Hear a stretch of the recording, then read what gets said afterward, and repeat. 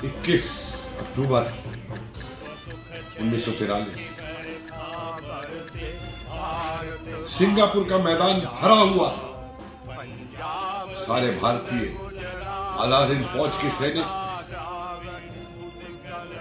जापानी अफसर, सिंगापुर की जनता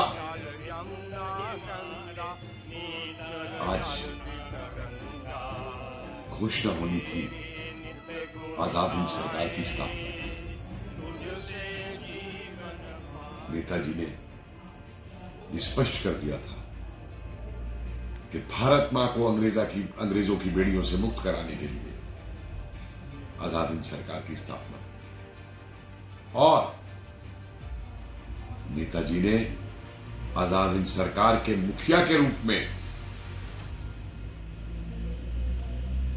शपथ लेनी प्रारंभ की। आई, in the name of God, I take this sacred oath that to liberate India and 35 crores of my countrymen, I, Subhash Bose, will continue this sacred war of freedom till the last of my life. शपथ तो आगे लंबी थी, लेकिन इतना कह के कि मैं सुभाष चंद्र बोस 35 करोड़ देशवासियों को आजाद कराने के लिए इस संघर्ष को, इस पवित्र संघर्ष को अपने जीवन की आखिरी सांस तक लूंगा, ये कह के नेताजी भावुक हो गए, हाईली इमोशनल। उनकी आंखों में आंसू आ गए थे, उनके गले से आवाज नहीं निकली। और तमाम लोग जो वहां पे मौजूद थे बिल्कुल शांत भाव से उनकी तरफ देख रहे थे कि नेताजी अपनी इस भावुकता पे किस प्रकार से काबू करके आगे कुछ बोलते हैं। कुछ देर नेताजी शांत रहे और उसके बाद उन्होंने आगे वो शपथ ली। मैं हमेशा अपने देश का एक बहुत ही बड़ा नौकर रहूंगा, ये शब्द उन्होंने इस्तेमाल किए थे। I shall always remain a servant of India and look after the welfare of 38 crores of Indian brothers and sisters. This shall be for me my highest duty. Even after winning freedom, I shall be prepared to shed the last drop of my blood for the preservation of India's freedom. कि मैं हमेशा भारत का नौकर ही नहीं रहूंगा, लेकिन स्वतंत्रता प्राप्त होने के बाद में भी मैं अपने खून का हर कतरा उस स्वतंत्रता को बनाए रखने के लिए इस देश के लिए पूरा वातावरण हर्ष से छा गया। आजाद हिंद फौज की जय, नेताजी की जय, जय हिंद के नारे लगे। और इस प्रकार भारत की ऐसी पहली सरकार की उस दिन स्थापना हुई जो केवल नाम की सरकार नहीं थी।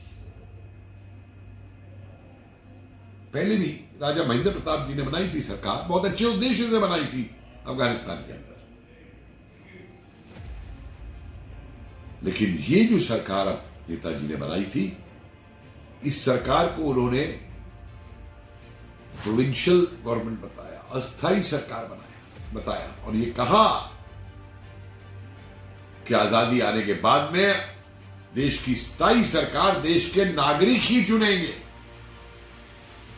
ये उनके लिए जवाब है जो कहते हैं कि नेताजी डिक्टेटर थे। ये उनके शब्द थे।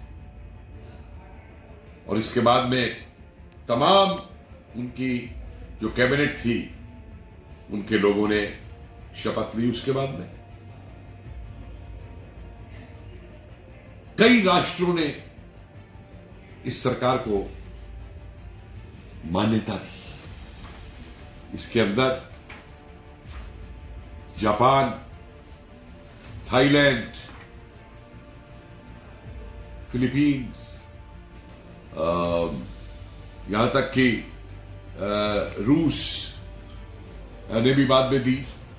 आयरलैंड ने उसको अपना संदेश भेजा। और ये एक ऐसी सरकार थी जिसके पास सारे अंग थे सरकार के। इस सरकार के पास आजाद हिंद दल के तौर पे अपनी नौकरशाही थी। कितना एक दूरदृष्टि थी नेताजी की कि आजाद हिंद दल के ट्रेनिंग कैंप बनाए गए थे कि हम ऐसी नौकरशाही रखेंगे जो भारतीय है, जो भारतीयों के लिए काम करे, भारतीयों का शोषण ना करे। सेना थी आजाद हिंद फौज, आप सब जानते हैं। बैंक था आजाद हिंद बैंक,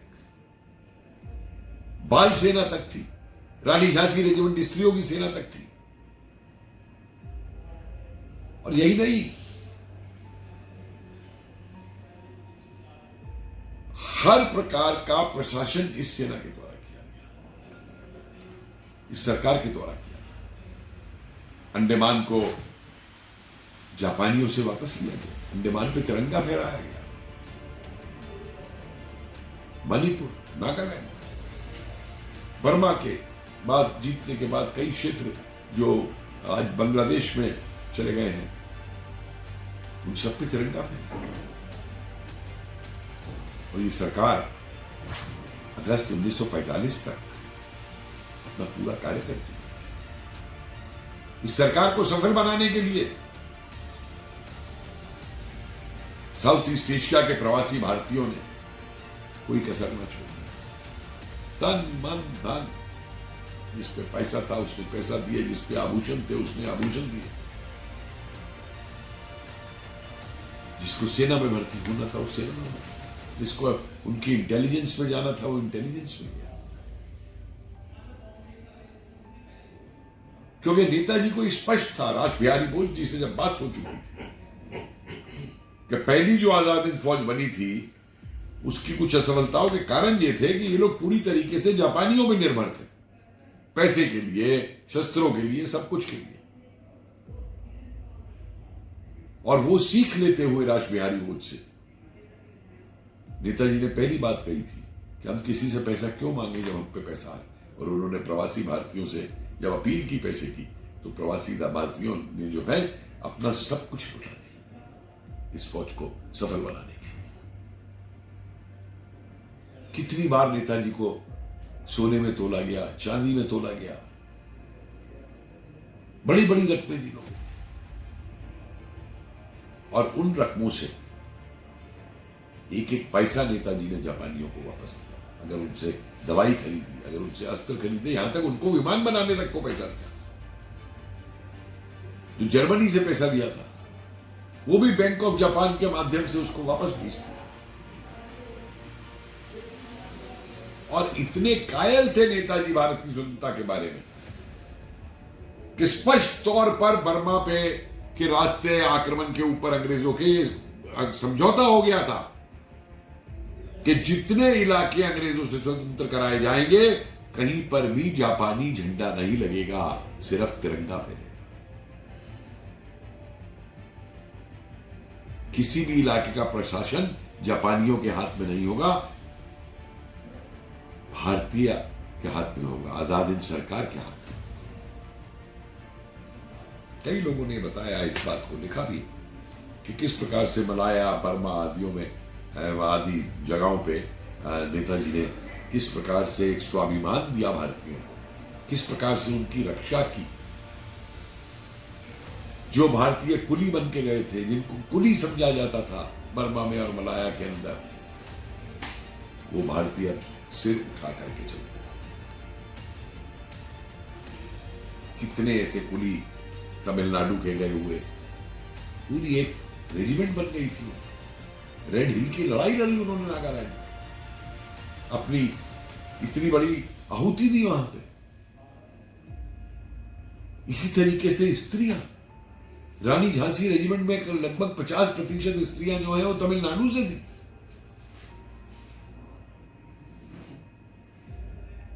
और ये बंधुआ मजदूर बने हुए लोग जो थे, जिनसे खेतों में जबरदस्ती काम कराया जाता था,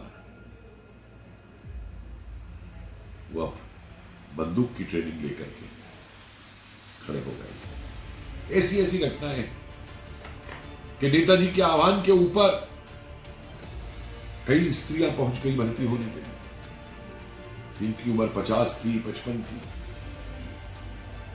तो ये हुआ कि भाई रानी झांसी रेजिमेंट में तो इनको लिया नहीं जा सकता, इनकी उम्र की वजह से। कैप्टन लक्ष्मी सहगल ने मना कर दिया इसे। तो ये स्त्रियां वहां दरवाजे पे धरने पे बैठ गई, नेताजी का इंतजार किया और ये कहा कि हम तो भर्ती होने आई हैं, हम वापस जाने वाली नहीं। और फिर ये कहा कि अगर आप हमें सैनिक नहीं बना सकते तो फौज में और भी बहुत से काम होते हैं, हम वो सब काम करेंगे फौज के। और नेताजी ने उन्हें भर्ती किया और इस शर्त पे भर्ती किया कि लेकिन तुम्हें राइफल चलाना और परेड करना भी सीखना होगा। और कुछ रानियों के वृतांत में मिलते हो, कहते हैं कि हम हैरान हो गए कि 1 महीने में ये महिलाएं यूनिफॉर्म पहन के सेना की, अपने बाल आधे कछुआ करके, टोपी पहन करके, और जैसे हम मार्च करते थे राइफल लेकर के, इन्होंने भी राइफल लेके मार्च करना शुरू कर दिया। ये वो सरकार थी जिसपे अपना झंडा था, जिसपे अपना राष्ट्रगान था, जिसके अपने विभिन्न विभागों के मंत्री थे, जिस सरकार के पास अपना आजाद हिंद रेडियो था, और जिस सरकार ने 22 और 23 तारीख अक्टूबर की रात को घोषणा की थी युद्ध की अमेरिका और इंग्लैंड के खिलाफ। और घोषणा करते हुए भी नेताजी ने कहा था, इंग्लैंड जानता है कि जो मैं कहता हूं वो मैं करता हूं, और जो मैं करता हूं वो मैं कहता हूं। जिन लोगों ने इन घटनाओं को अपनी आंखों से देखा है, वो हैरान थे भारतीयों का जोश देख करके। जापानी अफसर हैरान थे कि इतना जोश भारतीयों में अपनी आजादी के लिए, और वो भी बंदूक उठा के लड़ने के लिए।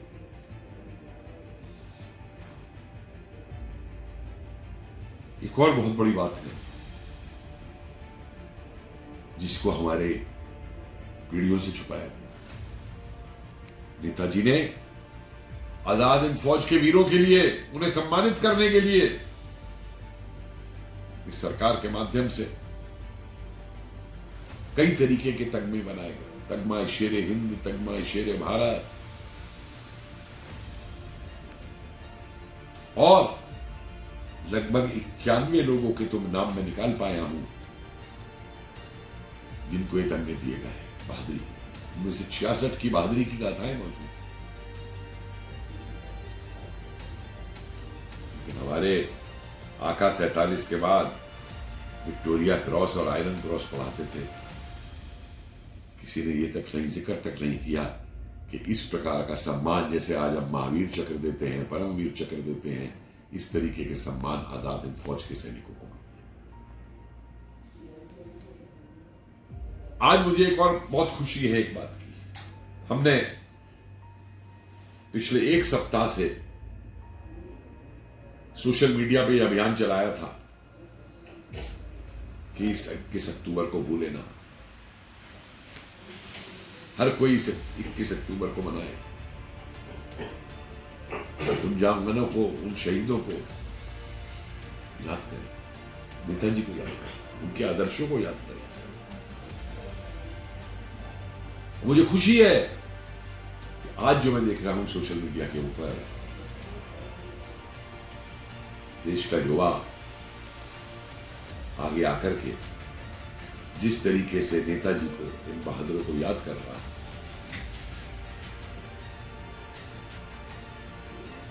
वो एक बहुत आगे बढ़ते हुए नजर आए। और ये उनको भी जवाब है।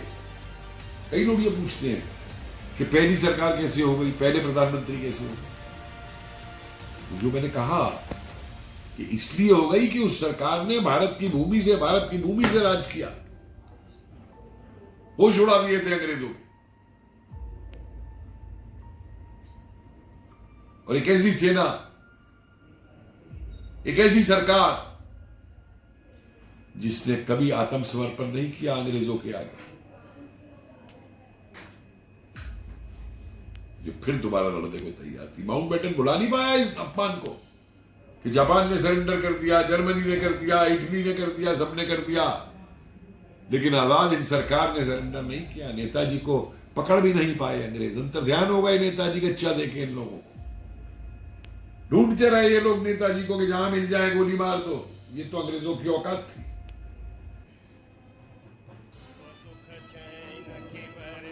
इसलिए एक बार फिर आजाद हिंद सरकार को याद करते हुए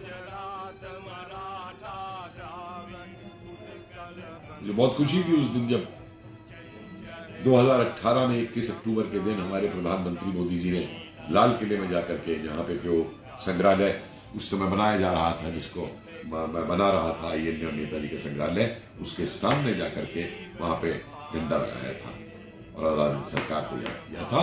और मंच के ऊपर परमानंद यादव जी बैठे थे आजाद हिंद फौज के साथ, आजाद हिंद फौज। साथियों,